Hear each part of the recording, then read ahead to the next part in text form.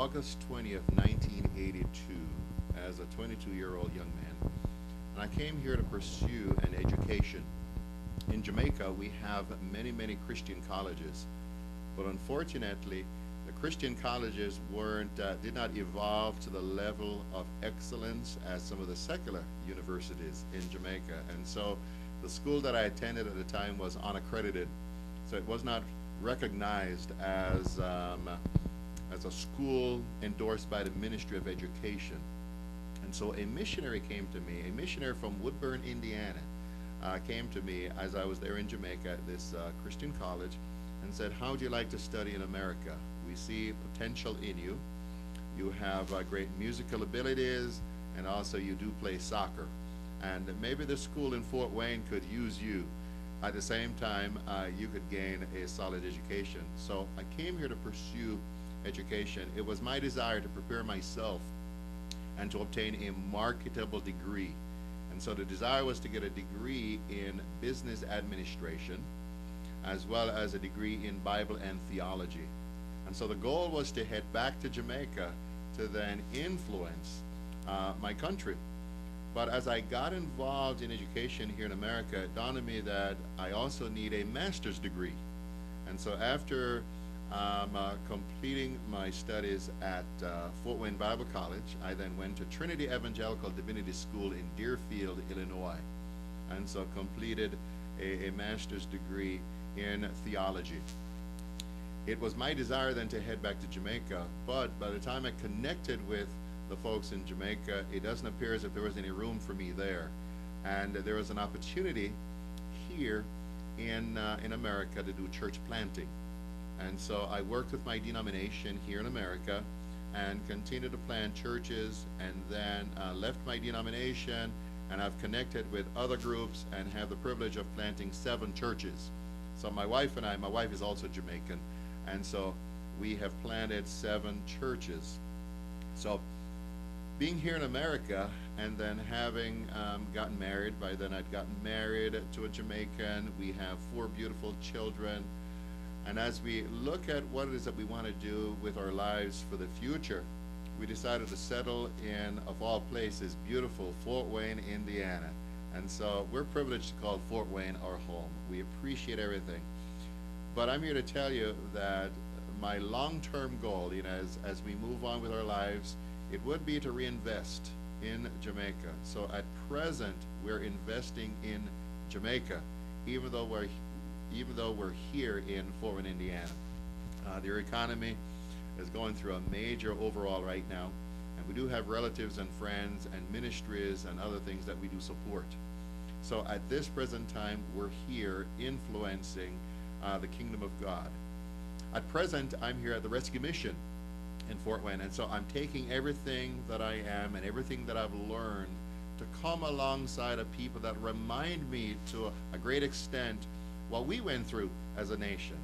You see, when you have been displaced as a people, and when you have been denied opportunities, and at the same time I know that some of our people make poor choices, and so when they've made decisions that aren't in keeping with good judgment, I would like to come alongside these folks. So here at the Rescue Mission, I am privileged to be the CEO, to be the senior pastor, to lead an incredible team, and to work under an incredible board of trustees. And so we're making a dent in this great nightmare that many are living. Many people, they come to America to pursue the American dream. Unfortunately, many are living out a nightmare. And so those who are struggling with drug addictions and alcoholism and other issues, they come to the Rescue Mission, and then we're able to come alongside them, not just to give them a handout, but to really give them a hand up and to empower them, to provide them with resources after they have made good choices, and then we just come alongside them and watch them do some serious work and have them gain stability and strength, and we empower them to move forward with their lives and to even pursue a little part of the American dream. Okay, now as you talk about the American dream, as a kid from Jamaica or young man from Jamaica, what type of misconceptions did you have about, when you first came to America? Because you couldn't have had understood it correctly, because you hadn't been here yet. Yes. So what kind of misconceptions did you have, and how did you adapt? Well, one of the first things I want to tell you, Eric, is that I'm still a student. I don't presume to speak on behalf of the African American community, even though I have the skin color. The African American experience is so deep and so wide that my heart breaks whenever I reflect upon the struggles and the trials that my brothers and sisters have gone through, and what many of them are still going through. So I just want to say up front that I don't feel that I'm qualified to speak intelligently on the African American experience. Coming to America as a 22-year-old young man, what I saw in America is that we had a growing middle class at the time. Okay, it was in the 80s, you know. One of the phrases that we heard a lot was the trickle-down economics. Okay, and the idea was if you continue to encourage the rich, then somehow they will reinvest in the economy, and as a result of that, since they're the ones that create jobs, they create wealth in this country, then it would automatically pass down to the middle class. Unfortunately, because of what I saw, which was a spirit of entitlement, it would appear as if the middle class or the poor might not have gotten the message that even though we want to empower the rich to continue to do what they're doing, if we don't take responsibility for ourselves, and if we don't determine our future, and if we just wait for the government, if we wait for somebody to give us a handout, then that is to our detriment. And so when you look at what was happening with the mortgage firms, when you think about what was happening in the whole real estate, folks were buying houses that didn't qualify for them, and so many got overwhelmed. And so literally what happened, now we see we have a shrinking middle class. And unfortunately, what I'm seeing when I look at America, I see a place that reminds me of the place I left. There's no middle class in Jamaica. You either have it or you don't. And so in America, I'm seeing a shrinking middle class. And so there's a spirit of entitlement. There's a sense in which we don't want to get up and go out and do the work.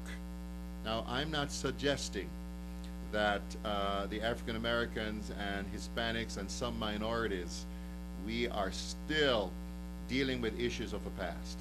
Okay, there is still a mindset that we need to overcome. When we think about the black on black crime, unfortunately, I see African Americans and other minorities who somehow despise themselves, that they despise themselves in other people. And so there is a psychosocial dynamic at work that I don't fully understand, you know, that's happening right now.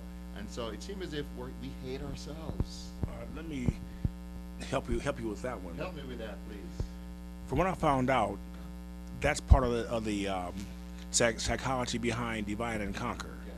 Because a lot of those feelings of animosity towards one another were originally put there during slavery as a way to divide and conquer. And those things have been carried forth, only when they were originally put in us back then, they have grown along with us. I agree. I agree with you wholeheartedly. I agree with you fully. And I remember when I came to America as a 22-year-old, I did my best to connect with the African American students, you know, at Fort Wayne Bible College.